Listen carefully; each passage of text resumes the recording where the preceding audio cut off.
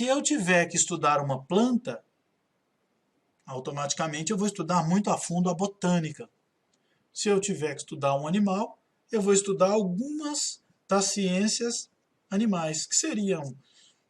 Eu posso me especializar, por exemplo, na ontologia, na própria biologia, ou, dependendo do grau, do ângulo em que eu entre nesses estudos, a zoologia. De qualquer forma, eu sempre estudo dentro do ser para me entender o todo o ser, para ver como ele funciona. Mas é engraçado que no caso do ser humano, não acontece muito isso não. Nós somos seres biológicos. Nós temos uma biologia, todos nós. Para estarmos aqui, nós temos uma alma que é morada, que tem morada em um corpo. E esse corpo é a nossa biologia. E de acordo com esse corpo é que nós vemos o mundo. Então, o que nós vemos, para nós aconteceu.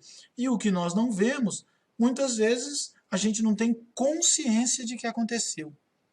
Por exemplo, imagine um lugar que você nunca foi. Pode estar chovendo agora lá. Talvez você nunca tenha ido, você não sabe que está chovendo lá. Se ninguém te contar, se você não ver, não viver, você não participou disso. Um outro teste, você pode soprar a sua própria pele. Se você soprou e sentiu esse sopro, é porque você está aqui. É porque você está vivo. Então, o nosso corpo, a nossa biologia, é que traz para a gente todas as experiências, sensações e sensoriais, e sentimentais e mentais. Então, a nossa biologia deveria ser mais bem estudada para que a gente entendesse melhor o nosso corpo, para entender como que essa máquina dentro funciona, como que a gente interage com ele. Então, quando a gente quer entender um ser humano, repare bem para você ver, a gente estuda só ciências sociais. O normal de quem vai querer entender o ser humano é estudar ciências sociais, os comportamentos dela. E isso, gente, é tudo externo, é tudo fora de nós. Existem 3 passos para o autoconhecimento objetivo: observar, significar e escolher. E aqui, neste podcast, eu vou aclarar a sua visão da natureza humana. Porque quando você foca na sua própria história de vida, as suas escolhas ficam objetivas. Porque a grande verdade humana é a seguinte: as lutas do dia a dia passam, mas o autoconhecimento objetivo fica. Sejam muito bem-vindos, muito bem-vindas ao podcast Gente, Fato ou Fake.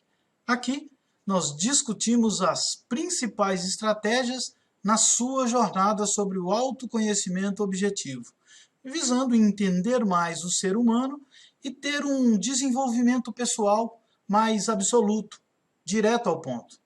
Em outras palavras, propiciando a você a aprendizagem necessária para que todos nós possamos ser a nossa melhor companhia.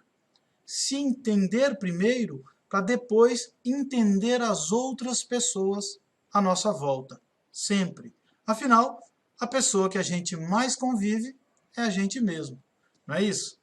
Eu sou o Ailton Souza e hoje nós vamos falar sobre sequestro emocional, que são aqueles momentos em que a gente perde a cabeça e acaba fazendo coisas que a gente, na verdade, não queria muito. Lembrando, então, que o nosso e-mail para contato é perguntepragente@manualdegente.com. Envie as suas perguntas para nós. Se desejar, participe ao vivo através do aplicativo Zoom de forma gratuita. Então, vamos ao podcast. Eu sempre começo contando uma história para você. Na verdade, a história do mundo, essencialmente, é a história das pessoas do mundo. Todas as pessoas do mundo. Cada um com a sua história. E essa história especificamente é uma história de descoberta, de uma descoberta minha. Um dia eu me vi numa viagem. Eu me lembro que havia uma porta e eu entrei nessa porta. Só que antes de entrar nessa porta, eu tive a intenção de observar lá fora e ver o que havia lá fora para mim. Aí eu notei que naquela fresta de porta não me cabia passar. Então eu via todo um lugar assim, tipo como se fosse um mar neutro, e lá fora, através dessa greta de porta, eu via um mundo que se desenrolava à minha frente. Só que aí eu pensei, bom, se existe uma porta, com certeza vai ter uma chave. E eu queria muito descobrir essa chave. Com o passar do tempo, nesta longa viagem, eu descobri que esta chave era o meu melhor eu. Então, com o meu melhor eu conseguia passar por essa porta. Qual é a sua primeira memória da sua infância? Qual é a primeira lembrança da sua infância? Isso é muito importante da gente lembrar, justamente porque a primeira memória de quando a gente se sentiu gente, de quando a gente era criança e, em sendo criança, quando é que a gente se sentiu, puxa vida, eu sou uma pessoa. Quando eu consegui observar fora de mim e ver que o mundo se desenrolava lá fora de mim. Isso é muito interessante da gente começar a pensar, porque quando remete ao nosso passado, a gente vai voltando, voltando, voltando, e chega um ponto que a gente se perde em quando é que eu me descobri, quando é que eu esbarrei na minha infância com o fato de pensar, eu sou gente? Eu também sou gente? Como é ser gente? Então vamos falar um pouquinho disso. Eu tenho aqui algumas conjecturas, porque a primeira lembrança que eu tenho sobre essas situações, estou falando aqui e operando ao mesmo tempo, né? Só colocar a tela aqui. Ela remete à seguinte pergunta: do que a gente é feito, nós, seres humanos? Claro, nós somos de carne e osso, tá, mas e a nossa alma, e o nosso ser, e o nosso interno, e a nossa consciência? Como ela é feita? Como que nasce o meu eu? Como que eu entendo que existe alguém ali dentro de mim e que esse alguém sou eu? Como que é isso? Então, definitivamente, a gente começa a enxergar fora dessa porta e entende que nós somos um ponto no universo. Quando a gente começa a entender e as pessoas a conviverem e a gente vai crescendo e se entendendo, a gente se vê como um único ponto no universo. Então eu tenho um microcosmos representado aqui por uma pessoa, eu, e dentro de mim tem um universo, e também fora de mim tem um universo. E esse único ponto, na minha cabeça, é onde eu me desenho, onde eu me marco, onde eu me construo. Esse ponto, ele também é um ponto no tempo, porque pense bem, nós tivemos vários antepassados e, se Deus quiser, nós vamos ter vários descendentes. Alguns de nós já temos. Então, nós somos um ponto no universo e também um ponto no tempo, porque nesse tempo, 20, 30, 50 anos que você tenha, é o tempo em que você está vivo. Então, existe um tempo antes e um tempo depois. Como é isso? Então eu coloquei um reloginho aqui na cabeça para marcar que, além de ser um ponto no universo, nós somos também um ponto no tempo. E, em um determinado momento, nós nascemos. A natureza nos trouxe até aqui. Em um determinado momento no tempo, simplesmente nasci. Eu e todos vocês começamos uma fase do nosso tempo, da nossa vida e da nossa história. Então, remetendo depois desse nascimento, eu volto a perguntar: qual é a sua primeira memória da infância? Aquela memória assim que você tem quando você era bem criança ainda e que você não se sabia gente e que você estava tentando entender o mundo que acontecia à sua volta. Como é isso?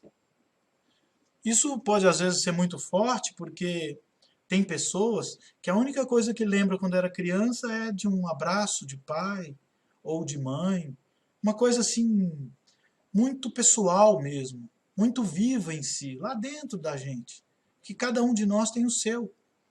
E aquele momento em particular que ficou gravado foram os primeiros flashes da nossa consciência. Foram os primeiros flashes que fizeram com que eu me vislumbrasse no mundo e conseguisse ver através daquela porta que eu citei lá no início. Então, esses flashes, pode ter neles, por exemplo, pai, mãe, alguma pessoa que você ama, alguma pessoa que esteja próximo de você, ou que eventualmente já até não esteja. E também pode ser algum brinquedo, uma bola, uma boneca, ou qualquer outra coisa que aconteceu, às vezes uma brincadeira que aconteceu, alguma coisa assim que fez com que você ficasse se sentindo vivo naquele momento. E isso gravou na sua consciência, mesmo que ainda você não era consciente tanto quanto você é hoje. Isso foi acontecendo bem gradualmente. Por exemplo, também um sabor. Às vezes alguém te levava para tomar um sorvete, ou alguma coisa acontecia, você ia no barzinho da esquina e tomava um sorvete ou comia um doce, um gibi, né? Antigamente os doces de amendoim eu conhecia como gibi. Então é bem interessante essa lembrança de quando a gente é criança, porque nós viemos nos construindo. E nessa construção pode ser também que é uma situação, um encontro ou até um desencontro. Eu coloquei aqui uma imagem de Jesus Cristo, representando ali o seu momento de religiosidade, o seu momento do encontro com um ser superior. Quando foi a primeira vez que você se esbarrou com ele, que você o sentiu, que você pensou, puxa, eu estou vivo, e aí depois o tempo passou e em algum momento você teve um encontro e aquele momento ficou marcado na sua vida ou não. Continuando, alguns momentos, esse em particular, eu coloquei aqui um menino lendo, escorado ali num sofá, porque eu me lembro de eu, criança, debaixo da janela do meu quarto, lá em São Paulo, quando eu tinha 6, 7 anos. Naquela época, a gente entrava na escola com 7 anos. E eu me lembro que na primeira vez que eu peguei um papel, um caderno, na verdade uma cartilha, e eu lembro do cheiro que eu senti, de eu folheando essa cartilha que eu tinha recebido na escola, e me vem à memória, assim, aquele primeiro contato que eu tive com tudo que eu aprendi a amar tanto. Às vezes eu até me emociono por lembrar disso.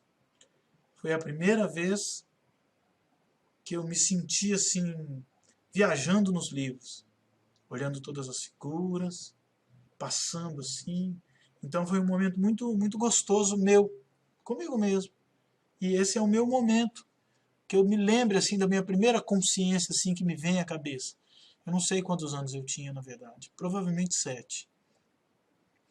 E para algumas pessoas, igualmente forte também, pode ter sido um animal, ou algum bichinho de estimação que você teve, um cachorrinho, por exemplo, ou qualquer algum outro. Ou até tudo isso junto, ou pequenas combinações disso tudo. Então, isso está muito vivo em si, muito vivo nas pessoas, muito vivo em cada um de nós. A conexão caiu aqui. Eu vou reconectar.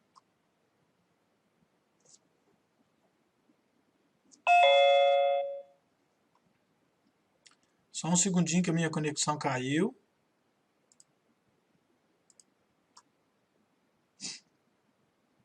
Pessoal que está online também.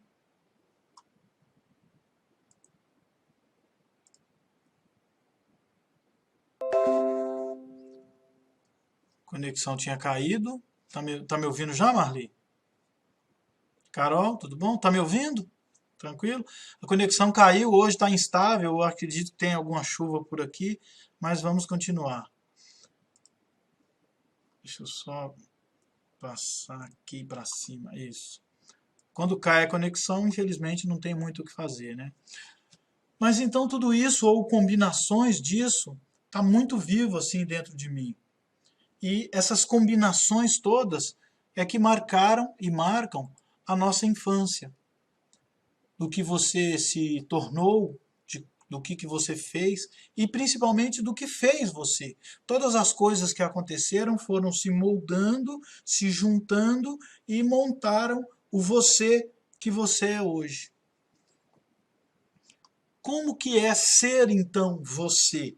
Quais foram as experiências que montaram, que moldaram, melhor dizendo, a sua cabeça? Quais foram os momentos representados aqui pelas interrogações? Cada um de nós vai preencher isso de acordo com o que a gente acha ou sente. Onde eu me entendi por gente, onde eu me entendi, estou aqui nesta vida e me tornei consciente. Qual foi o primeiro momento ou os primeiros momentos dessa consciência? Você se lembra deles? É interessante a gente de vez em quando lembrar para saber quem somos nós, quem sou eu. O homem é produto do meio. Quando a gente vai estudando e evoluindo, esse cara aí, John Locke, ele tem toda uma filosofia e ele explicou que o homem é produto do meio, ou seja, tudo aquilo que a gente vive à nossa volta quando é criança vai nos transformando e fazendo com que a gente se transforme, fazendo com que a gente tenha determinadas características de desenvolvimento e que nos molda. Então, a frase resumo disso é: o homem é produto do meio. Sim, muito disso é verdade, mas quanto disso nós podemos modificar? Quanto disso nós podemos nos transformar adiante? Então, nós viemos de uma evolução. Eu coloquei aqui um bonequinho do macaco vindo ali comparativamente do macaco e evoluindo. Você pode ver que aqui ele tem os braços longos, andava curvado e foi evoluindo até passar por várias fases, por milhões de anos, e isso tudo, na minha visão, é criação de Deus, tá? Mesmo que o homem evoluiu do macaco, mas toda a natureza foi criada por Deus. Isso é meio confuso de a gente ver onde os pontos se juntam, e nós não estamos aqui para discutir isso, mas nesta evolução nós viemos andando, evoluindo e chegamos a uma determinada interrogação que estará representado pelo momento de agora. Então, como o homem é produto do meio, eu posso ter vários desenvolvimentos da minha pessoa. Por exemplo, se eu nasci numa favela, eu tenho uma tendência, não necessariamente que vá acontecer isso, mas eventualmente eu possa ficar uma pessoa bruta e ficar mal, e empunhar uma arma e de repente fazer maldades, ou de repente ficar muito quadrado para a vida, representado aqui por esses bonequinhos espancando um ao outro, ou também eu posso desenvolver o meu melhor lado e doar o que eu tenho de sobra para quem não tem nada. De qualquer forma, todos os caminhos passam por dentro de mim, ou seja, eu posso sim me transformar naquela pessoa que eu desejo ser. E para isso eu tenho que, mesmo vivendo fases e mesmo tendo personalidades, que pode ser, por exemplo, mais romântico, ou mais inovador, ou até mesmo confrontador, são várias, são várias. Então, ou outros, eu vou passar aqui para você o leque de todas elas bem rapidamente, assim, só numa única foto. Então, nesta evolução nossa, minha, sua, uma coisa que a gente tem que notar é o seguinte: qualquer caminho que você pegue, qualquer dessas personalidades que você seja, o melhor jeito de você se transformar numa pessoa boa é descobrindo o meu melhor eu. O quão bom você pode ser, o quão boa você pode ser para as pessoas que estão à sua volta e, consequentemente, para você mesmo. Então, a gente está aqui discutindo justamente para aprender um pouco e poder se entender melhor e se tornar uma pessoa melhor. Esse é o nosso objetivo, de uma maneira bem clara, entender melhor a nossa máquina, o nosso animal, para poder conviver melhor e entendendo como que somos socialmente, como que somos antropologicamente. E mesmo que eu tenha várias outras, mesmo que eu tenha, na verdade, cada um de nós tenha a sua personalidade, eu coloquei aqui a evolução, a passagem pelo meu melhor eu, ou seja, querendo remeter você da seguinte forma: seja quem for você, seja que personalidade você tiver, e aqui eu tenho alguns bonequinhos representando as principais personalidades, são várias: confrontador, inovador, questionador, pensador, romântico, bem-sucedido, aquela pessoa que gosta muito de negócios, prestativo, perfeccionista, aquela pessoa que gosta tudo nos trinques, pacificador, aquela pessoa que gosta muito de viver em paz consigo e com os outros, ou até mesmo o confrontador, aquela pessoa que é briguenta mesmo. Então, quaisquer dessas personalidades que você tenha se transformado, se você conseguir passar pelo meu melhor eu, com certeza você vai descobrir o seu melhor lado, a sua melhor faceta da vida e vai conseguir conviver muito bem com as pessoas à sua volta. Então, antes de a gente entrar propriamente dito no tema sequestro emocional, que foi o que nos trouxe aqui, e responder as perguntas: o que é o sequestro emocional? Para que serve exatamente isso na minha natureza? Eu tenho uma natureza e isso funciona em mim. E eu não sei como funciona isso. Porém, para me entender tudo isso, antes disso, eu quero fazer você pensar sobre uma coisa bem rapidinho. Você já notou que a gente não estuda a biologia básica para entender o ser humano? Quando eu falo biologia básica, seria mais ou menos o seguinte: se eu tiver que estudar uma planta, automaticamente eu vou estudar muito a fundo a botânica. Se eu tiver que estudar um animal, eu vou estudar algumas das ciências animais, que seriam: eu posso me especializar, por exemplo, na ontologia, na própria biologia, ou dependendo do grau, do ângulo em que eu entre nesses estudos, a zoologia. De qualquer forma, eu sempre estudo dentro do ser para me entender o todo o ser, para ver como ele funciona. Mas é engraçado que no caso do ser humano não acontece muito isso não. Nós somos seres biológicos.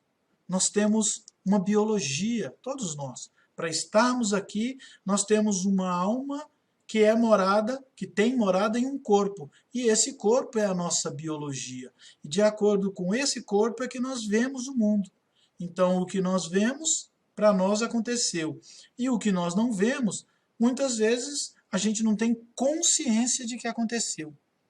Por exemplo, imagine um lugar que você nunca foi. Pode estar chovendo agora lá. Talvez você nunca tenha ido, você não sabe que está chovendo lá. Se ninguém te contar, se você não ver, não viver, você não participou disso. Um outro teste, você pode soprar a sua própria pele. Se você soprou e sentiu esse sopro, é porque você está aqui. É porque você está vivo. Então, o nosso corpo, a nossa biologia, é que traz para a gente todas as experiências, sensações e sensoriais, e sentimentais e mentais. Então, a nossa biologia deveria ser mais bem estudada para que a gente entendesse melhor o nosso corpo, para entender como que essa máquina dentro funciona, como que a gente interage com ele. Então, quando a gente quer entender um ser humano, repare bem para você ver, a gente estuda só ciências sociais. O normal de quem vai querer entender o ser humano é estudar ciências sociais, os comportamentos dela. E isso, gente, é tudo externo, é tudo fora de nós. E essas ciências sociais, por exemplo, ela trabalha com hábitos. As pessoas fazem as coisas e a gente interpreta: olha, ela fez isso por causa daquilo. E quando 1.000, 2.000, 1 milhão de pessoas fazem uma coisa, a gente pensa que é por causa dessa causa que vai ter aquela consequência. Ou, aí a gente encontra estudos do tipo: tantos por cento das pessoas pensam assim, tantos por cento das pessoas pensam assado. Mas você não é esse percentual de pessoas. Hoje, no mundo, a cada dia mais, nós temos que pensar em nos sentir individuais. Sentir no coletivo, viver em conjunto, mas sentir dentro de nós como os únicos que somos. Então é um paradoxo. Ao mesmo tempo que nós temos que estar ali envolvido no mundo com pessoas, nós temos que saber e entender que nós somos únicos no mundo. Então, nós não temos que ter um comportamento de manada. Nós temos que saber que eu sou assim e pronto, e aí respeitar a outra pessoa, respeitar o outro diferente e me entender. Então, às vezes, eu não me encaixo assim naquela ideologia que diz assim, X% das pessoas são assim, mas X% das pessoas pensam assado. Não, não necessariamente tem que ser assim. E o mundo, cada vez mais, está mostrando isso, dando a você o poder de escolha, dando a você o poder de escolher com quem você quer casar, com quem você quer namorar, e por aí vai. Então, tudo isso são escolhas, e para chegar nessas escolhas, nós temos que nos conhecer melhor, para poder escolher bem, para poder ir adiante. E para acontecer tudo isso, nós temos que entender lá na raiz um pouco da nossa biologia. E é sobre isso que eu vou falar aqui. Mas não aquela biologia que mostra a nossa química e física e a própria biologia em si, com nomes técnicos dentro, não. A biologia mais humana. É essa que eu vou passar para vocês, a biologia mais natural, da natureza mesmo. Então, nós somos seres antropocêntricos. O que quer dizer isso? Nós, seres humanos, achamos que nós mandamos no mundo. Então eu coloquei aqui um bonequinho em vermelho. Por que é que nós não estudamos a biologia animal para entender o animal? Justamente porque nós achamos que nós dominamos o mundo. Nós somos egocêntricos, nós somos antropocêntricos. Nós nos vemos, cada um de nós, né, nos vemos no topo de uma pirâmide. E o engraçado, observe aqui nesse bonequinho vermelho e no azul que eu representei aqui, é que inclusive com outros seres humanos, nós nos sentimos o centro do universo, tanto para os animais, como estão representados ali pássaros, galinha, gado, qualquer um, é a maneira como a gente é criado. Nós somos o animal dominante, inclusive para com outros humanos. E muitos humanos se sentem dominantes, inclusive para com o resto da humanidade toda. Ou seja, eu sou um ser humano que me sinto o sol. Todos os animais, inclusive todos os outros seres humanos, giram à minha volta. Isso é antropocêntrico. Isso, na verdade, é egocêntrico. E, contrário disso, é entender que, na verdade, para a natureza, nós não somos o centro do universo assim. Nós somos assim. Existe um ecossistema, essa é a verdade, existe um ecossistema e nós simplesmente fazemos parte desse ecossistema. Então, para que a gente possa conviver com outros animais, nós temos que entender do nosso animal também. Nós não temos que estudar só os animais, nós temos que estudar a nós, conhecer e entender um pouco mais a nós mesmos. Então, isso faz com que nós nos constatemos assim do quanto nós deixamos nosso ego crescer. Nós somos egocêntricos. Esse antropocêntrico faz com que a gente coloque nós mesmos no topo dessa pirâmide e aí queira subjugar tudo e a todos o que está embaixo. Hipoteticamente, na nossa mente, é isso que acontece. Então nós nos sentimos assim, os caras, sabe? Só porque a gente tem uma mente racional e entende as coisas, a gente começa a querer sobrepujar, a estar acima de todo mundo. E isso, na natureza, não é uma verdade. Não é uma verdade. Então, tem um monte de processos na nossa cabeça que nós não temos a menor noção de que eles acontecem. Nós somos animais. Então, nós temos que entender que nós temos que passar de um sistema de egocentrismo para um sistema de ecologia, de ecossistema, onde nós fazemos parte da natureza. E aí você passa a respeitar mais um cachorro, um gato. Por isso que muitas pessoas, muita gente, eu vejo às vezes na internet o cara colocando uma bombinha no rabo do gato, ou chutando um cachorro, ou qualquer outra coisa, é não respeitar o outro ser vivente. E aí, claro, uma pessoa dessa não respeita ninguém, não respeita nem ela própria, não respeita o ecossistema em que ela vive. Então, ela vive nesse sistema aqui. Quanto mais nós entendermos que nós temos que estar nesse sistema de eco, melhor nós vamos conviver com a gente e com todo mundo. Então, por isso, a biologia é tão importante. Nós vamos chegar lá na frente no sequestro emocional. E isso é tudo uma introdutória para tal. Mas antes de continuar, eu gostaria de mostrar o seguinte: a transformação que tem que acontecer para isso, ela é de dentro para fora. Então nós estamos aqui como o egocêntricos ou o ecossistema, entendendo todo um sistema. É como se nós fôssemos um grãozinho de pipoca, um milho de pipoca, que está lá dentro dele, fechado, e aí determinadas coisas acontecem aqui fora, determinadas temperaturas e pressões que vão mudando, e faz com que ela ecloda, e colocando todo o seu interior para fora. É claro que isso é só uma metáfora. A ideia nossa é tentar ver como nós podemos nos transformar à medida que nós vamos vivendo. Porque se a gente for só vivendo, vivendo, vivendo, simplesmente não estiver entendendo o que está acontecendo, não tem transformação nenhuma. E essa transformação, então, ela acontece de dentro para fora. A única saída é para dentro de nós. Ou seja, como nós não podemos nos virar como se fosse um milho de pipoca, nós podemos fechar os olhos e olhar para dentro de nós. É por isso que quando a gente fecha os olhos, na verdade nós estamos abrindo olhos para dentro de nós. Por isso que é tão profundo quando você fecha os olhos. No fundo, você está deixando de olhar o mundo lá fora para olhar simbolicamente o seu mundo dentro de você e se entender, e isso vai refletir quando você se organizar aqui dentro, lá fora. Quanto mais você conseguir se organizar, se entender por dentro, melhor você vai ser organizado e se entender e conviver aqui fora. Então, a gente está falando um pouquinho disso para mostrar o seguinte: é fake você viver como essa pirâmide.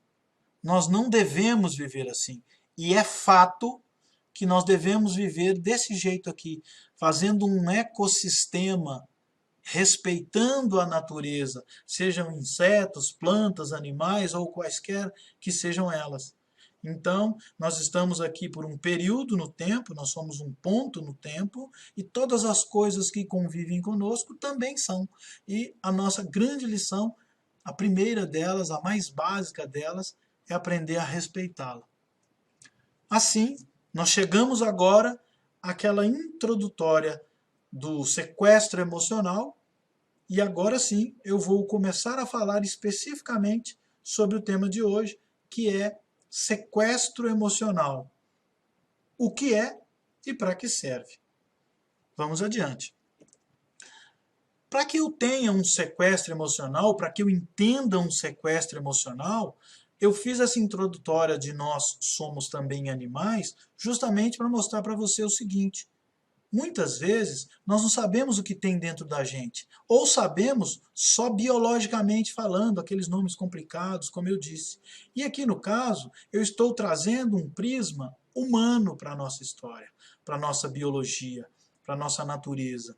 Então, esse o que é e para que serve, eu vou deixar ele reservado só mais um segundinho para mim primeiro apresentar a biologia básica humana. Porque se você entender a biologia, você vai entender o sequestro emocional como ninguém. Você vai entender exatamente o que acontece com você que te faz fazer coisas que às vezes você não quer. Então, para isso, eu vou apresentar para você as 3 partes principais de um cérebro de uma maneira não biológica só, mas de uma maneira mais humana, que é o reptiliano, o sistema límbico, representado aqui por esse verdinho, e o neocórtex. Em alguns vídeos, eu já falei sobre isso. Mas é sempre importante mostrar, justamente porque como ele é a base, às vezes você não vai ter visto os outros vídeos e tem que ter neste aqui um complemento. E também tem um detalhe, a cada vez a gente explica com um pouquinho de diferenças para que você consiga ver prismas diferentes.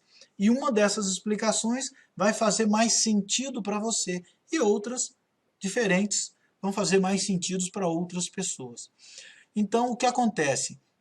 Nós temos essa parte vermelhinha no nosso cérebro, que é todas as pessoas têm 3 partes no cérebro. Se nós pegarmos uma cabeça e formos dando um zoom ao entrar na cabeça da pessoa, todos nós temos evolutivamente 3 partes muito distintas.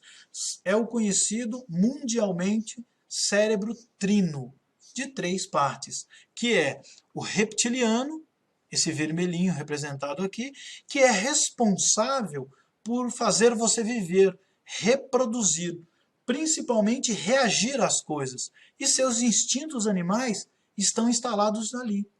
Sobrevivência e reprodução são as únicas coisas que esse cérebro comanda. Então ele vem para o mundo e ele só entende sobrevivência e reprodução. Só isso. Ele não entende linguagem. Ele entende realidade. Então, muitas vezes você quer se convencer de uma coisa, mas você está vendo outra e você não consegue mentir para ele. Porque quando ele vê a realidade, ele vê que não é aquilo que você está falando. Porque esse cérebro vermelhinho, ele não entende linguagem, ele entende realidade, ele é reativo, ele é reprodutor. É por isso que quando você às vezes vê uma pessoa do outro sexo, ou que você tem atração, quase sem querer, às vezes você já pensa em coisas sexuais, por quê? Porque ele está dirigindo o seu animal para a reprodução. Ele só pensa nisso, é a função dele, te proteger e reproduzir. Por quê? Para perpetuar as espécies. E isso não é exclusivo do ser humano. Inclusive, esse nome reptiliano é justamente porque esse cérebro é o mesmo cérebro que tem nos répteis. No jacaré, por exemplo. Todos os animais têm essa mesma base de instintos, sobrevivência e reprodução. Eles fazem tudo por instinto. E evoluindo, nós temos o cérebro límbico. Quando nós viemos evoluindo, o ser humano veio evoluindo, vai passando o tempo, milhões de anos, e nós vivemos em sociedade. E aí a gente aprendeu que nesse cérebro verdinho foi se desenvolvendo à medida que nós fomos aprendendo a conviver com as pessoas. E isso foi desenvolvido através de sentimentos.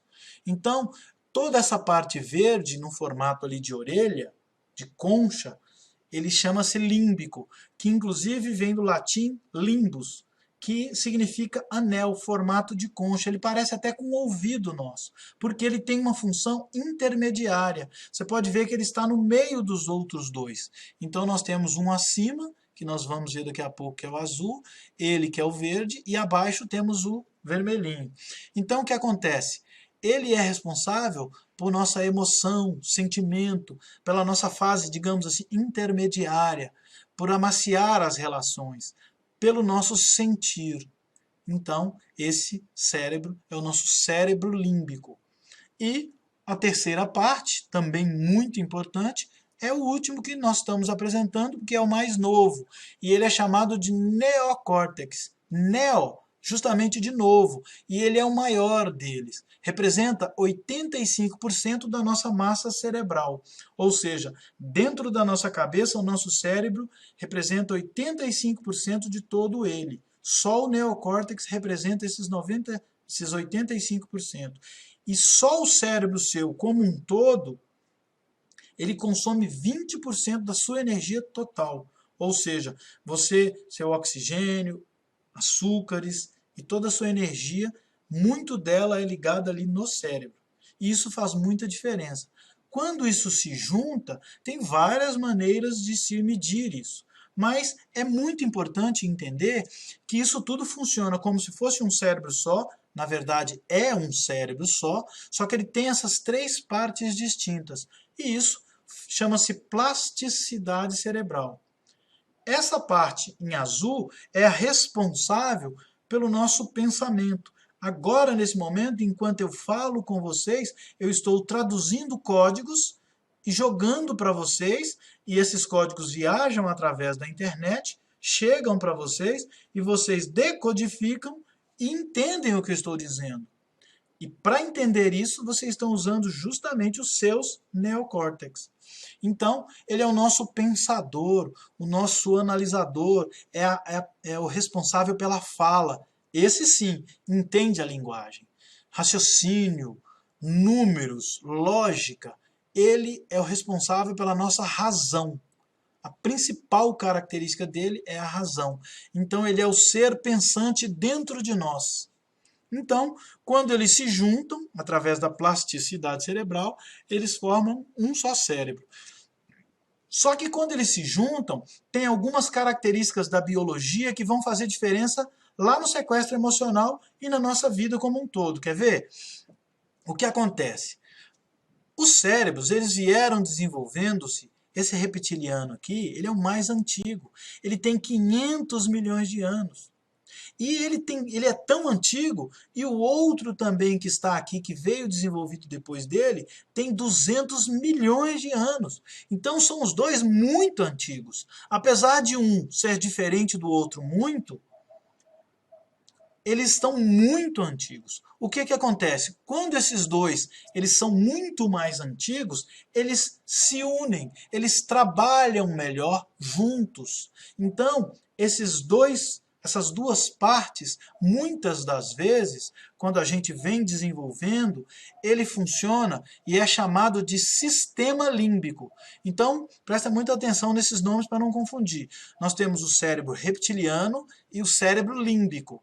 Porém, quando eu junto os dois, a base, que seria o vermelhinho e o verdinho, eu tenho o sistema límbico, que eles se unem para ficar mais fortes. E isso acontece justamente porque aquele um tem 500 milhões de anos e o outro tem 200 milhões de anos.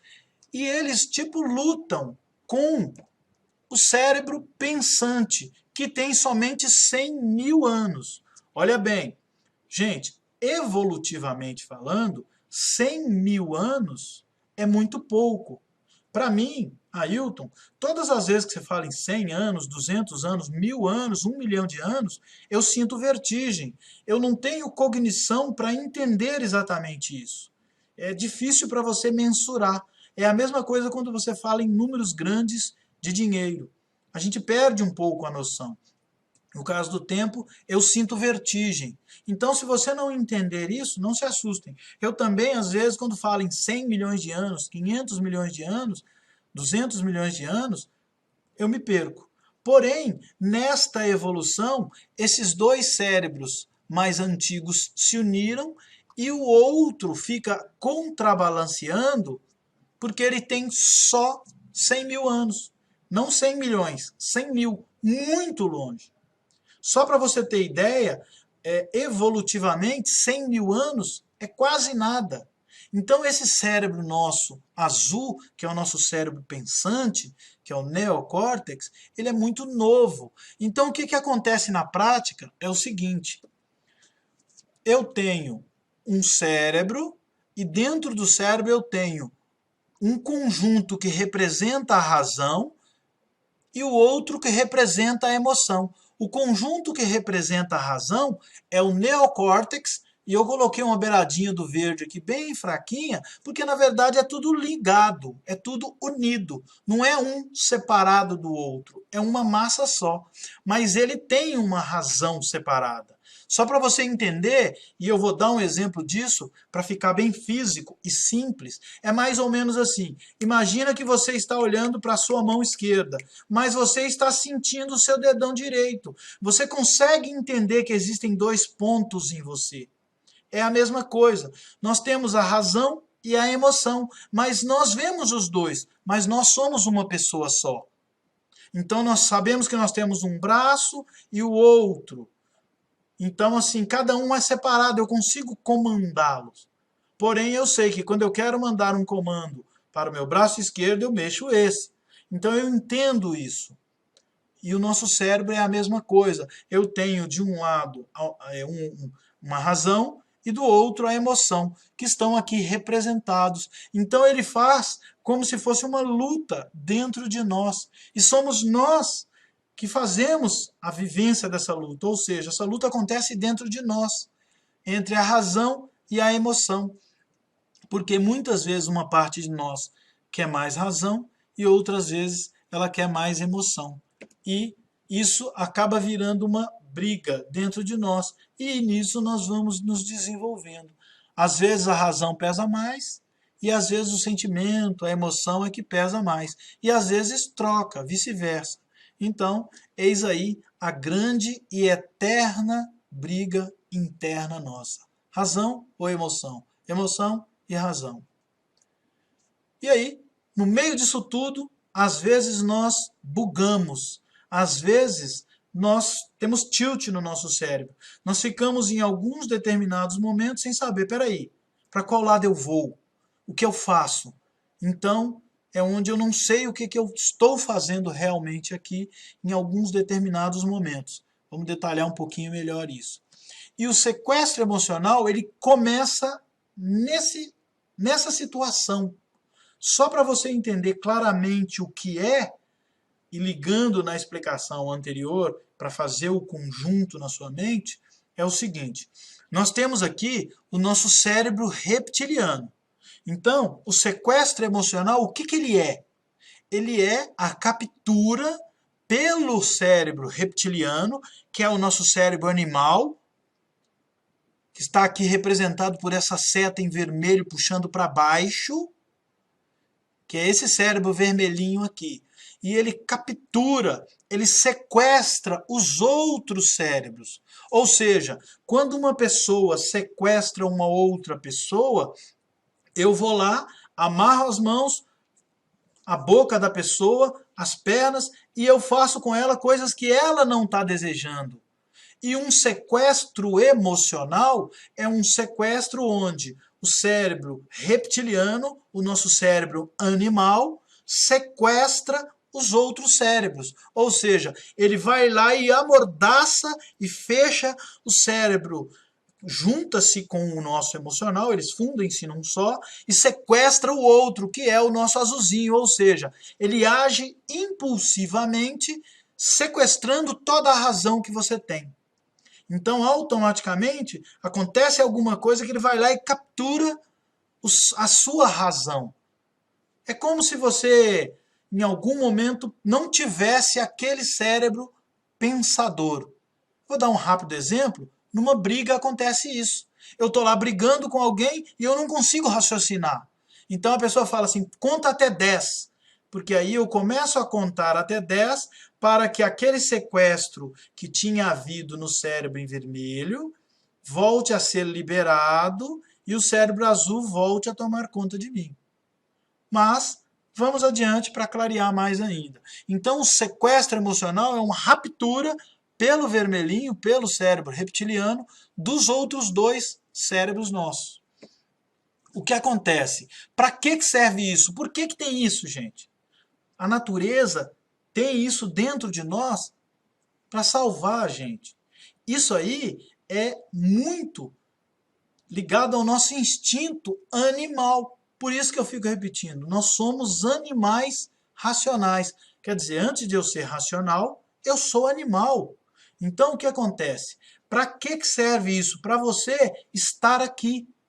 Evolutivamente, nós viemos, nossos pais, nossos avós, nossos ancestrais, e voltando no tempo aí a 1.000, 1 milhão de anos ou mais, nós fomos passando geneticamente justamente porque nós conseguíamos nos salvar. Então, originalmente, esse mecanismo cerebral, tanto em nós, seres humanos, quanto também nos animais, ele serve para te salvar.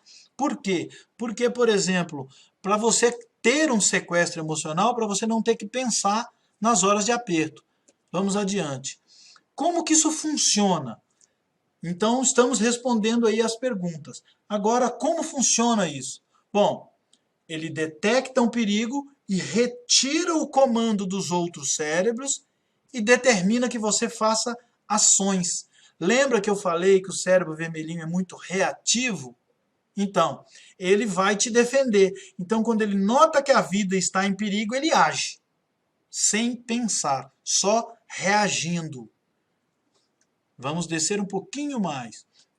Vamos pegar um exemplo para ficar bem claro. Bem detalhadamente eu vou fazer com você um exemplo.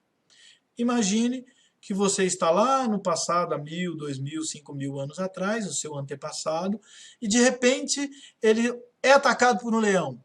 De repente, ele é atacado por um leão. Apareceu um leão na sua frente. Você olhou para aquele leão, identificou aquele leão e aí deu aquele susto. Aconteceram várias coisas dentro de você quando você tomou um susto. O próprio susto é isso. Então, o que aconteceu? Originalmente, você fica assim, olhando as coisas e o seu cérebro captura o que está acontecendo lá fora de você e só pensa o seguinte, ele só reage com um único pensamento. Ele olha se é um perigo ou é uma oportunidade. Quem olha isso? O vermelhinho, o instinto nosso. Instinto de sobrevivência. Isso aqui é perigoso? Se for perigoso, liga tudo. É uma oportunidade? É de comer? Como que é isso? E vamos supor que é perigo. Eu coloquei aqui em vermelho, perigo. Ele já fala para você, ação! Instantaneamente, sem que você tenha pensado. E aí, logo na sequência, vem uma outra pergunta instintiva também. Ou é enfrentar, ou é fugir. Essa é a pergunta que você tem que responder. Só que você não tem que pensar para responder essa pergunta, porque o seu próprio cérebro reptiliano já responde ela para você. Ela já reage, você já explode e faz a coisa sem pensar. Então, nesse momento, você não está pensando, você está sendo só animal, ao pé da letra. Você não é racional nesse momento, você é animal. Por quê? Para salvar a sua vida. Porque aquele cérebro está lá na base, ele fica muito lá embaixo. Então, vamos supor, nesse exemplo, que você optou pelo fugir. Você pode escolher por lutar ou fugir. Vamos supor que você escolheu o mais comum. Se você for como eu, que não conseguiria lutar com o leão, não sou um Tarzan, não tenho treinamento para isso, então eu vou escolher fugir. O que acontece? Imediatamente o cérebro vermelhinho aqui na base do meu crânio, ele aciona a medula e me movimenta para a gente fugir.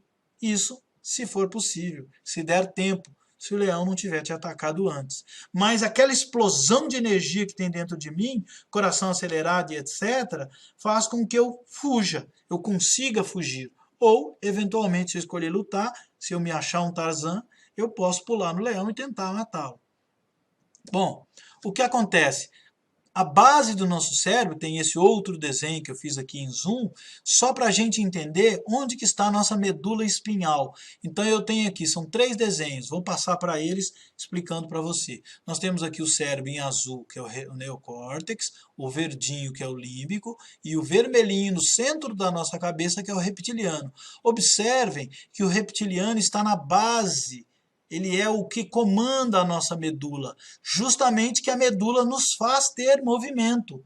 Ou seja, ele rouba a energia e todo o comando dos outros cérebros e já consegue disparar sem pensar as atitudes que você resolveu tomar, seja correr, seja lutar, seja fazer qualquer coisa. Então ele muda um monte de coisas dentro de você, que não cabe aqui a mim detalhar, para você poder sobreviver. E isso é um sequestro emocional, ao pé da letra. Então, só para você localizar, nós temos aqui o crânio e é logo abaixo dos olhos, lá no centro. Ó. E esse em amarelo representado aqui é a nossa base de medula espinhal, que aqui dá um outro desenho também de costas, para você ter noção que a partir daqui ele vai saindo todo um comando. Inclusive o nosso cérebro tem essa parte central em vermelho aqui, que é totalmente o comando todo, o nosso fluxo central de comando passa todo por aqui. E chega a todos os nossos órgãos e partes móveis do nosso corpo, para que a gente possa agir realmente. Bom, então o que acontece? Esse sequestro emocional, ele juntando tudo que tem na sua cabeça, ele é o seu mecanismo de defesa. Então, na verdade, em resumo, ele faz com que você tenha um mecanismo de defesa funcionando desde os seus antepassados, há milênios, até hoje, dentro de você. Então, eu coloquei aqui um conjunto todo. Em qualquer coisa que você sinta perigo, você se sinta ameaçado, isso tudo é acionado automaticamente, sem que você fale para ele fazer ou não, e aí ele entra e age em você. Então, eu coloquei aqui agora essa tela em vermelho de uma vez, justamente para você ter um choque. Repare que o sangue é vermelho, justamente faz com que você, quando vê uma coisa de sangue, você, opa, já atine todo. Então eu coloquei esse vermelho aqui proposital mesmo, para você ter um choque. Porque esse vermelho, ele instiga o seu cérebro reptiliano. Ele ativa, quando você vê muito vermelho, você, opa, tem alguma coisa acontecendo. E o amarelo também. Então, isso é muito importante, que são cores assim vibrantes, cores fortes, cores que te acendem, principalmente o vermelho. Então, que é a cor do nosso sangue, que pode significar que alguma coisa está errada. Então, o que acontece dentro desse sistema, vou descer só mais um pouquinho aqui para você ter um pouquinho mais de base. O que acontece é que a nossa amígdala não é a amígdala da garganta, é a amígdala cerebral, tá? Que ela tem uma outra amígdala lá no centro do nosso cérebro, que ela vê sinais de perigo, ela dispara, e aí quando ela dispara, dentro de você, o seu cérebro faz o quê? Ele inicia ações instantâneas, ele adia funções que são irrelevantes. Vou dar um exemplo de uma função irrelevante. Se você estiver fazendo uma digestão naquele momento, sua barriga fica dura, porque ele para imediatamente, quando você toma um susto, de fazer uma digestão e executa medidas de ameaça. O que são medidas de ameaça? Por exemplo, o seu pulso acelera, o seu campo visual foca. Se você estiver vendo uma coisa bonitinha e aparecer um leão, você vai parar imediatamente de ver essa coisinha bonitinha, fofinha, um coelhinho, por exemplo. Você vai só ver o leão, você não vai conseguir desfocar dele. Por quê? Porque você foca. Esse cérebro faz com que você foque. A sua própria circulação sanguínea acelera muito, jogando sangue para suas mãos e pés, para você justamente gesticular e correr e bater. Então, quando você fica nervoso, você fica muito esfuziante, mexe muito, não consegue sentar, não consegue ficar parado. É por isso. Então, tudo isso acontece sem que você comande. Então, tudo dentro de você é alterado. Por quê? Por causa do perigo. E aí, dispara-se a ação. Joia. A coisa aconteceu e você fugiu do leão. Isso é o seu sistema funcionando como sempre funcionou. Isso é o certo. Ok. Só que tem um detalhe. Nós evoluímos. E hoje, todo esse sistema ele está sendo usado de forma adaptada. Porque hoje, você não vê um leão a quase toda esquina. Então, o que acontece? Esse sistema que é muito preparado para uma fuga, ele faz com que você, às vezes, o use em horários errados.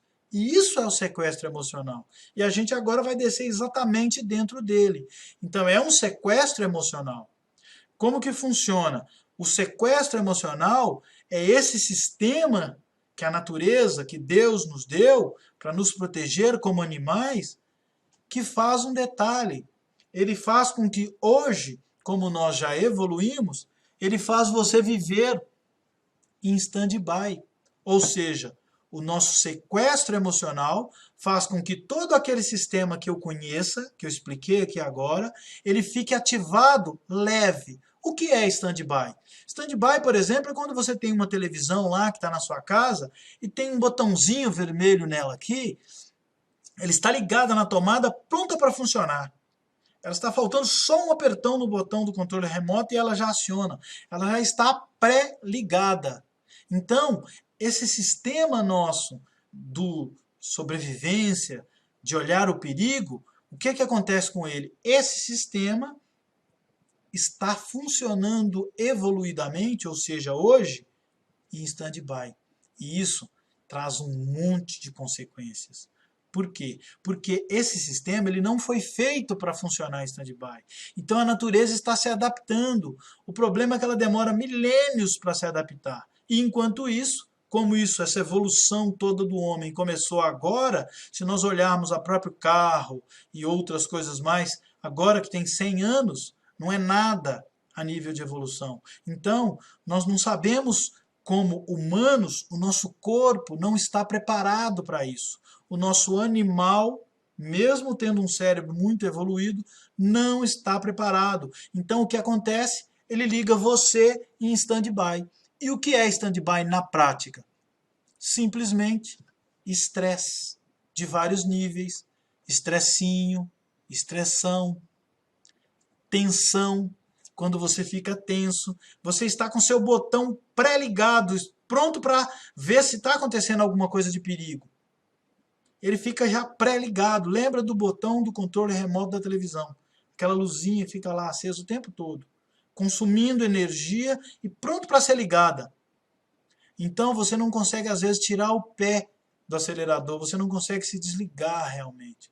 E isso vai crescendo em você e pode causar inclusive uma depressão. Então isso é um sequestro emocional vivendo em fases. Você está como se fosse cometendo um suicídio em gotas. Meio que isso. Ele está acionando devagarzinho. Esse sistema da natureza ele não foi feito para viver assim. Ele foi feito para você estar lá na floresta, o leão chegou, você correu que nem um condenado, passou 5 minutos que o leão foi para um lado, você foi para o outro, e pronto, esqueceu, acabou. E você desligou o sistema. Você está atento, mas pronto. Só quando acontecer de novo.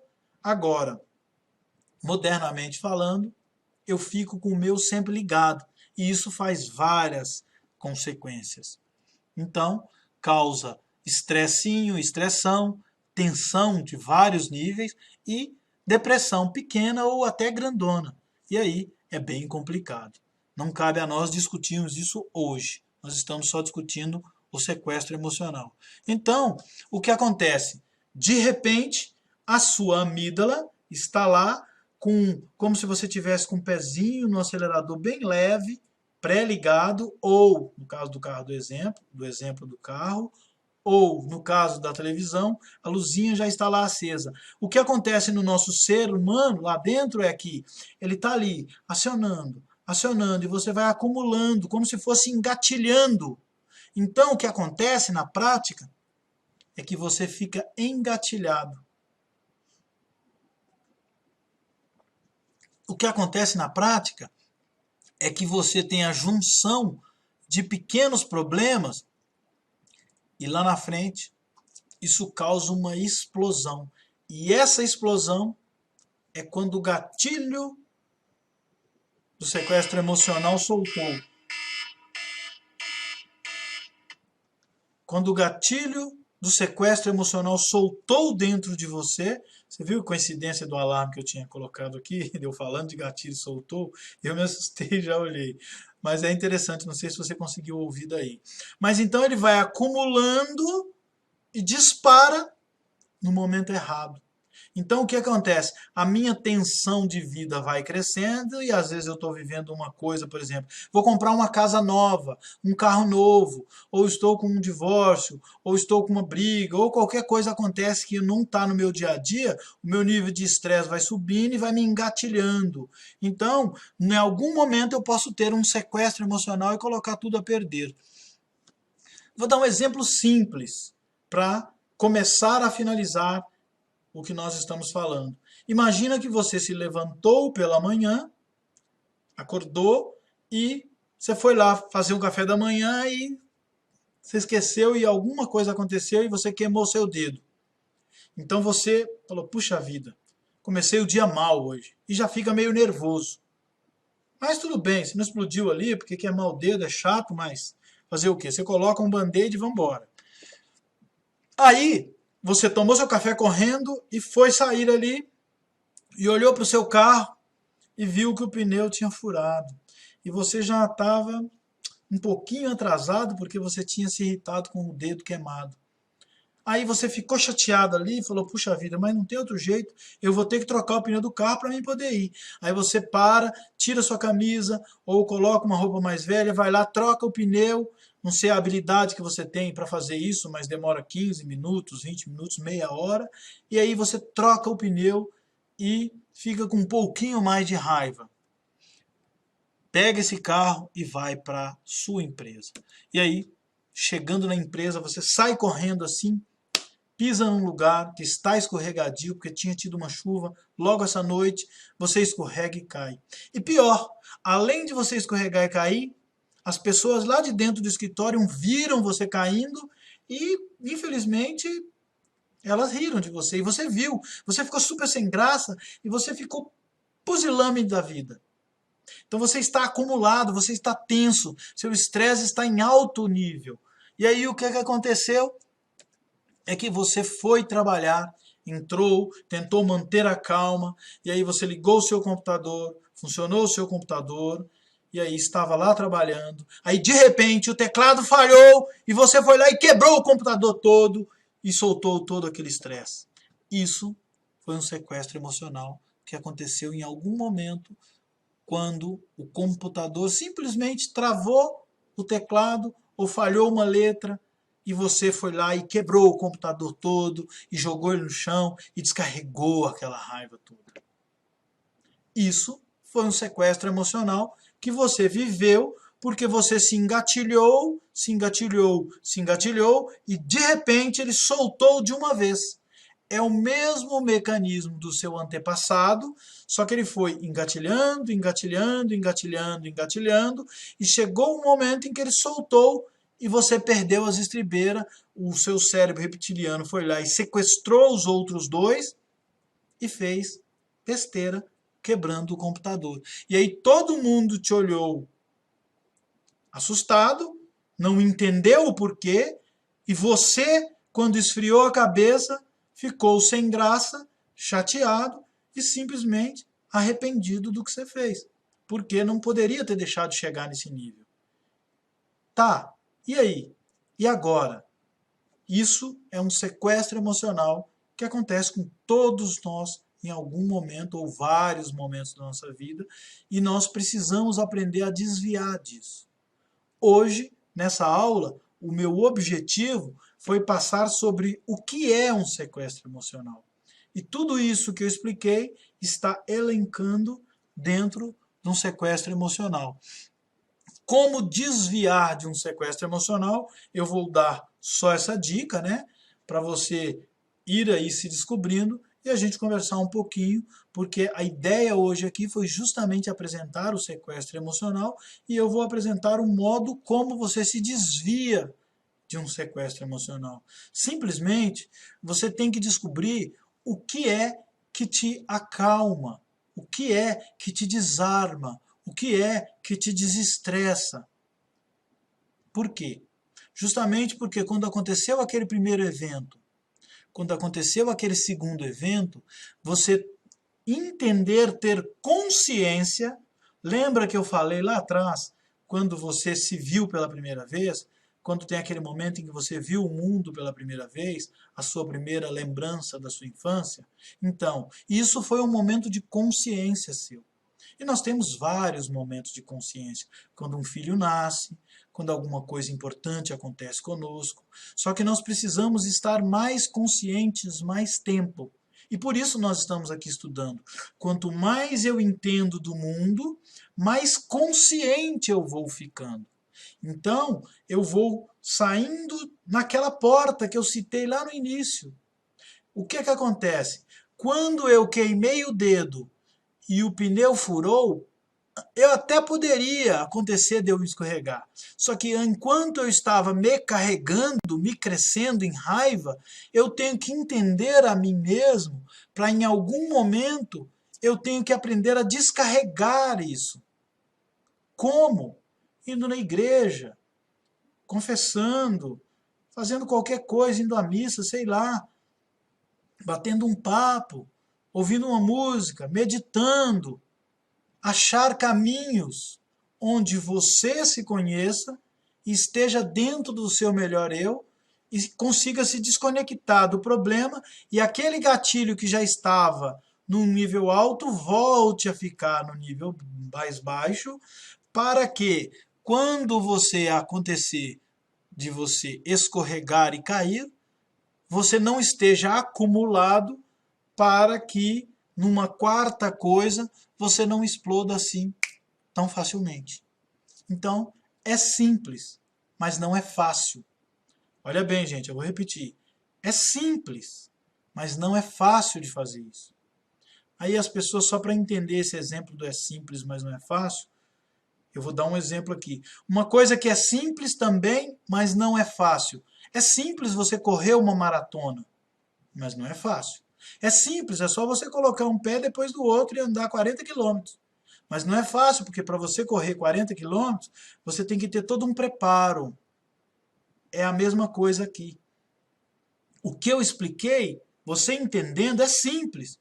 Mas mesmo você entendendo, ainda pode acontecer com você. E com certeza vai acontecer. Como é que você faz para ter consciência e isso não acontecer? É uma evolução.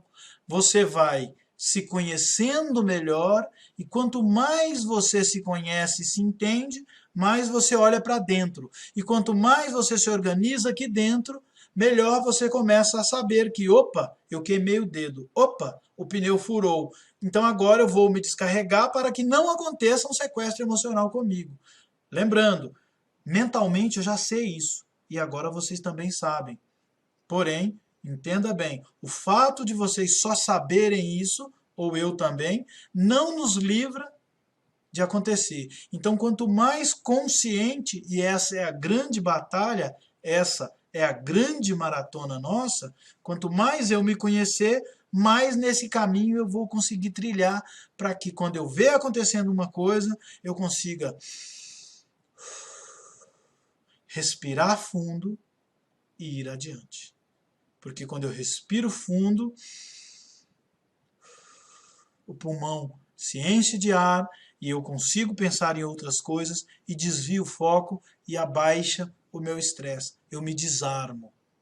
Só que fazer isso na hora da raiva é muito difícil.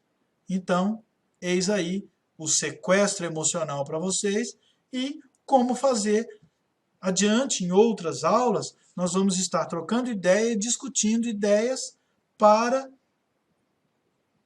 resolver melhor, se conhecer melhor e saber melhorar esse sequestro emocional aprofundadamente.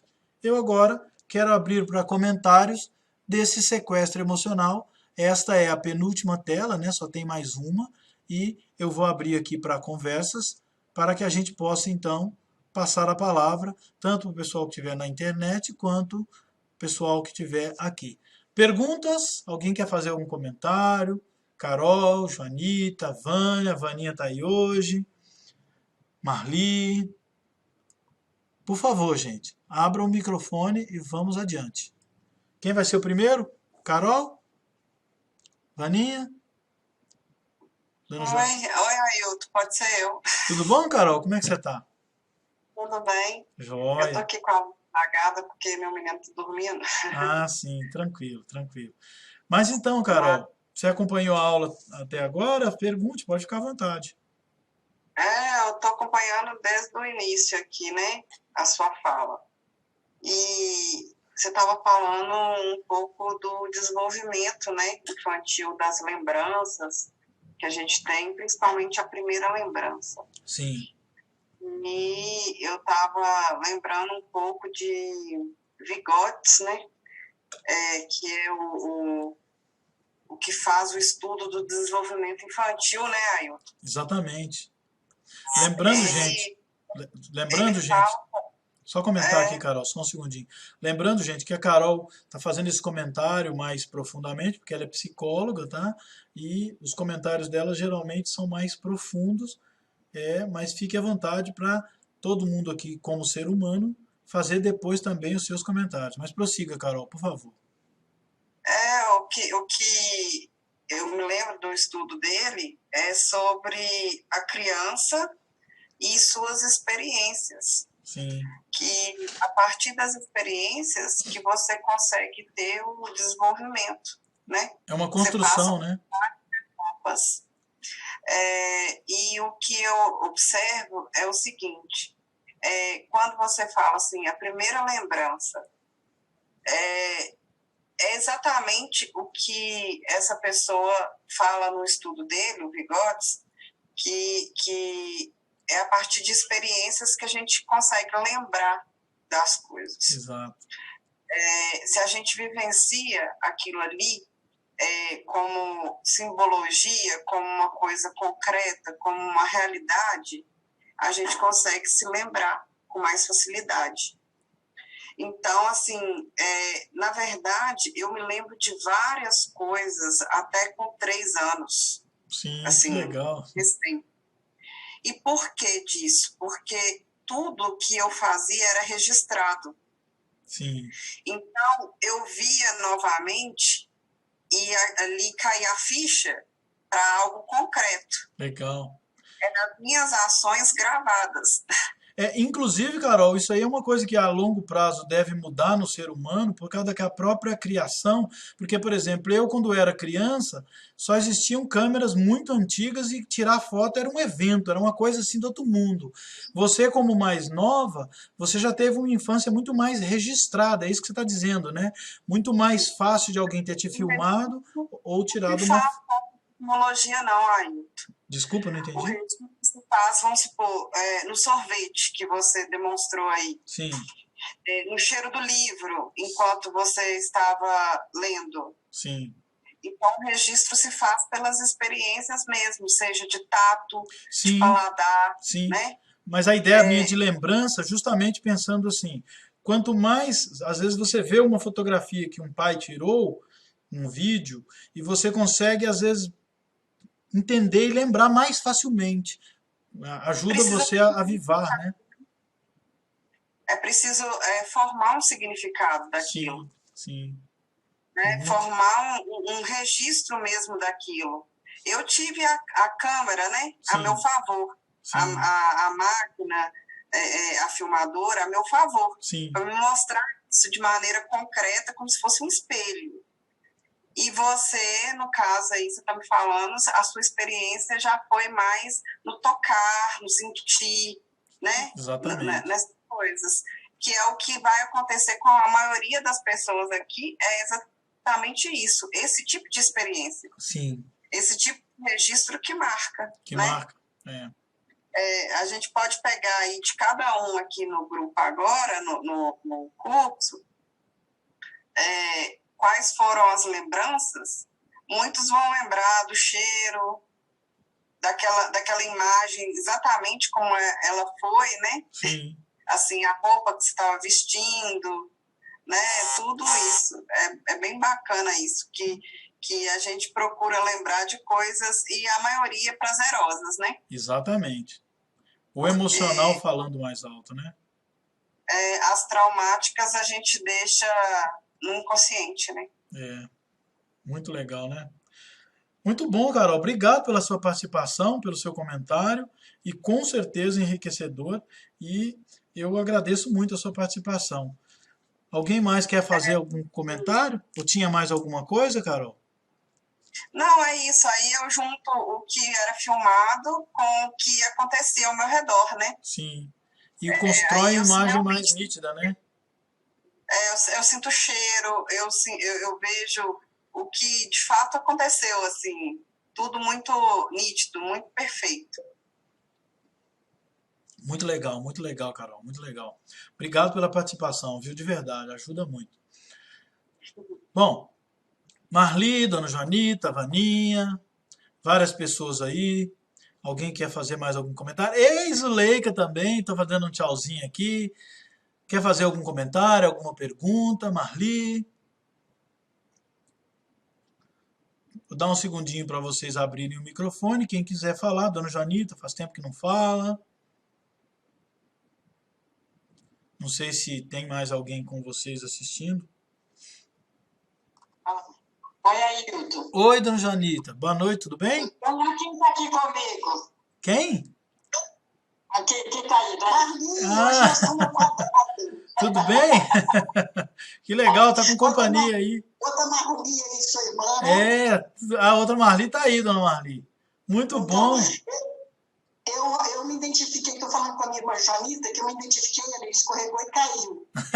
Quando eu era criança, eu estava numa procissão e uma parte da rua era de calçada e a outra parte não. Então a grama choveu e tinha um buraco. E a grama entrou pelo buraco. Isso não vi aquele buraco. Eu caí dentro do buraco, mas todo mundo riu.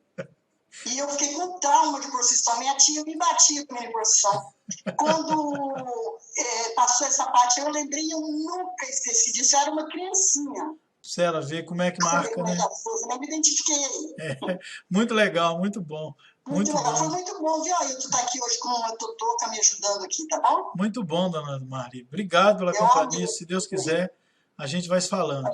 Um abraço. Dona Amei. Janita, quer fazer algum comentário? Não, aqui tá chovendo muito e a internet não tá boa. Tá tranquilo então, dona Janita. Marli, Vaninha, mais alguém quer fazer mais algum comentário? A ideia minha de parar nessa. Oi, pode falar. Eu me lembrei de uma, o que eu imagino que seja a minha primeira memória. Sim, Uma época que, se não me engano, foi em 1970, a Volkswagen pegou fogo e meu pai trabalhava lá. sim, E eu lembro que na vila onde a gente morava tinha poucas casas.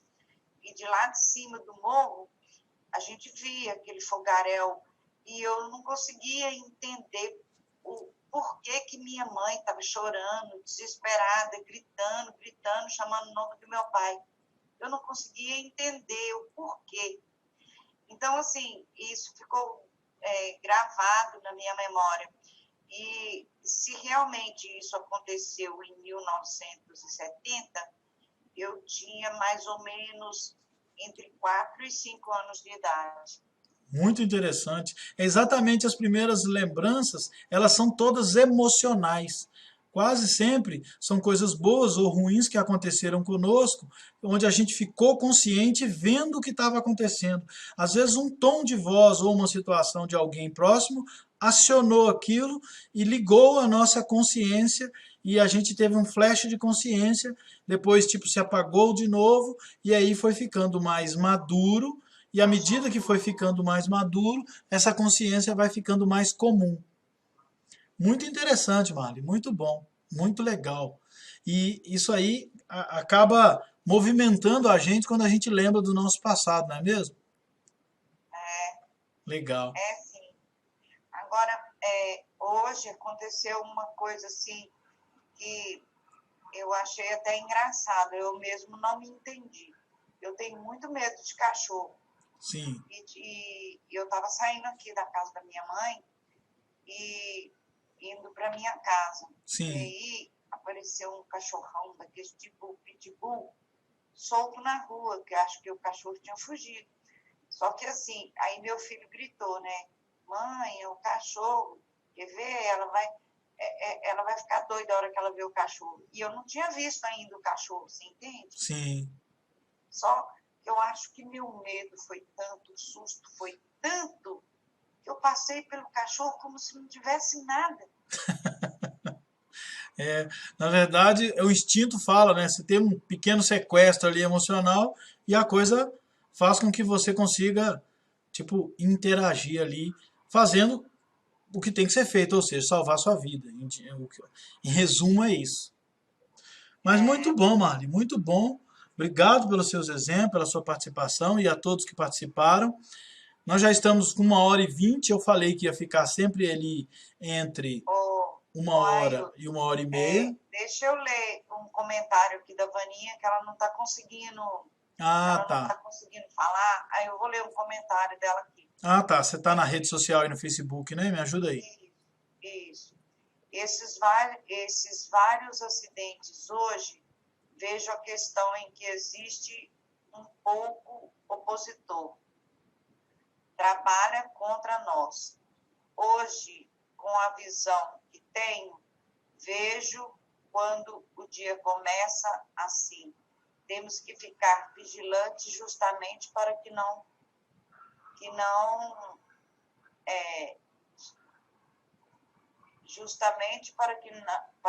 chegarmos à explosão. Muito bem, Vaninha, parabéns, é exatamente isso. Quando o dia começa e a gente, sei lá, queima o dedo logo pela manhã, a gente não tem que ficar pensando, vai ser um dia ruim. Foi só um acontecimento. Se você pensar que o dia vai ser bom, vai ser bom. É um fato isolado. E se acontecer 2 ou 3, não coloque na sua cabeça que vai ser um dia ruim. Porque, na verdade, todos os dias têm potencial de ser bom. Eu achei muito boa a sua colocação e a sua participação aí via Facebook, via Marli aí, que chegou até nós aqui, porque eu não estou conseguindo fazer, olhar para todas as telas aqui, é muita tela para mim olhar. Muito bom a Marli ter feito isso e ter passado isso para a gente. Muito legal o fato de você ter enxergado e me propiciado a falar isso.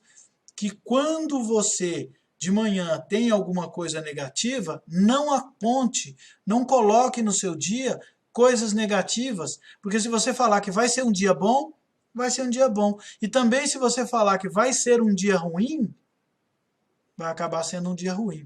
Então se você saiu pela manhã e aconteceu alguma coisa não muito agradável, respire fundo e comece o seu dia sem encanar naquele caminho negativo. Reze, converse, faça qualquer coisa que faça você realmente voltar ao seu interior para você ter um bom dia. Não deixe o estado emocional ruim fazer com que você tenha um dia ruim. Muito bom. Obrigado, Vaninha, pela sua participação. Muito bom mesmo. Um abraço. Obrigado. Bom, gente, eu vou chegando aqui na última tela. A gente cumpriu aí o que nós tínhamos combinado de explicar o que é o sequestro emocional e gradualmente, à medida que nós formos evoluindo, nós vamos conversando sobre outras coisas. Eu desejo que você participe conosco desse podcast Gente, Fato ou Fake. É todas as terças, excepcionalmente quando nós temos um problema.